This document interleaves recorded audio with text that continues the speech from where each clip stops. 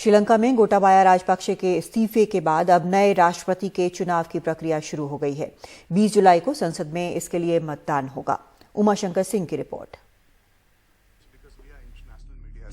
श्रीलंका में शनिवार को बैठी संसद में स्पीकर ने देश से भागे राष्ट्रपति गोटाबाया राजपक्षे के इस्तीफे की औपचारिक सूचना तो दी ही, साथ ही नए राष्ट्रपति के चुनाव की तारीख के बारे में भी जानकारी दी।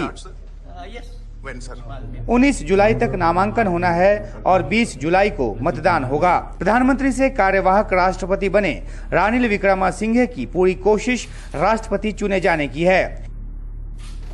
इधर विपक्ष की तरफ से साजिद प्रेमदासा की उम्मीदवारी का ऐलान किया गया है। उन्होंने ट्वीट किया कि मैं राष्ट्रपति पद के लिए चुनाव लड़ रहा हूं। कुल 225 सांसद हैं।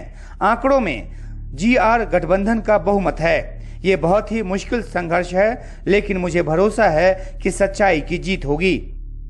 225 सांसदों वाली संसद में राजपक्षे की पार्टी के 145 सांसद हैं। करीब 7 अन्य सांसदों का साथ भी इस पार्टी को है।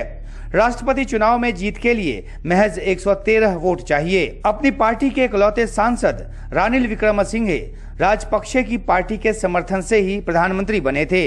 राष्ट्रपति चुनाव में भी राजपक्षे की पार्टी रानिल विक्रमसिंघे को समर्थन दे रही है। ऐसे में आंकड़ों के हिसाब से रानिल विक्रमसिंघे का राष्ट्रपति बनना तय है। राजपक्षे परिवार और रानिल विक्रमसिंघे के बीच की इस डील को तोड़ने के लिए प्रदर्शनकारी अपनी आवाज बुलंद कर रहे हैं। रानिल वापस राष्ट्रपति बन गया तो ये प्रोटेस्ट खत्म होने वाला नहीं है, क्योंकि श्रीलंकन लोग के मन में रानिल विक्रमसिंघे का कोई जगह नहीं है, क्योंकि उस पे कोई सा भरोसा नहीं है, क्योंकि वो गोटाबे और महिंदा राजपक्षे के साथ डील है। इसके लिए उसका एक जगह भी बनाया नो डील बोल के। वो रानिल वापस आया तो वापस आदमी लोग सड़कों पर आएगा, बहुत लफड़ा हो जाएगा इधर। रानिल विक्रमसिंघे के राष्ट्रपति बनने में एक पेंच है। राजपक्षे की पार्टी के नेता डलस अल्हा पेरुमा ने भी अपनी उम्मीदवारी का ऐलान कर दिया है। सवाल है कि क्या राजपक्षे की पार्टी के सांसदों के वोट बटेंगे या फिर वो एक मुश्त होकर रानिल को वोट करेंगे या फिर अपनी पार्टी के डलस को। विपक्ष के नेता साजिद प्रेमदासा को कुल मिलाकर 60 से कुछ अधिक सांसदों का समर्थन हासिल है, जिनमें 54 उनकी अपनी पार्टी के हैं। जन प्रदर्शनों का दबाव चाहे जो भी हो, लेकिन क्या वो दबाव संसद में वोटिंग के वक्त काम आएगा? प्रेमदासा की जीत इस बात पर निर्भर करेगी।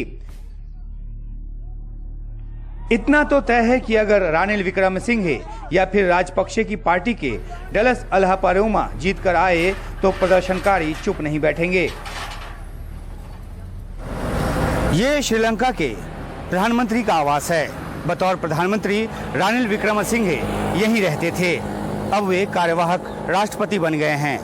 प्रधानमंत्री के तौर पर भी जनता उनको पसंद नहीं करती थी और यही वजह है कि जब जनता ने राष्ट्रपति आवास पर धावा बोला तो उसके साथ ही प्रधानमंत्री आवास पर भी धावा बोला। फिलहाल कुछ ही प्रदर्शनकारी यहाँ पर हैं सामने तंबू लगाकर, लेकिन अगर रानिल विक्रमसिंघे राष्ट्रपति बनते हैं तो एक बार फिर से प्रदर्शनों का सिलसिला उग्र हो सकता है और एक बार फिर से उसी तरह की स्थिति पैदा हो सकती है जैसी स्थिति राष्ट्रपति आवास और प्रधानमंत्री आवास पर पहले देखा गया। इस बात का पूरा अंदेशा है। कोलंबो से उमाशंकर सिंह, NDTV इंडिया।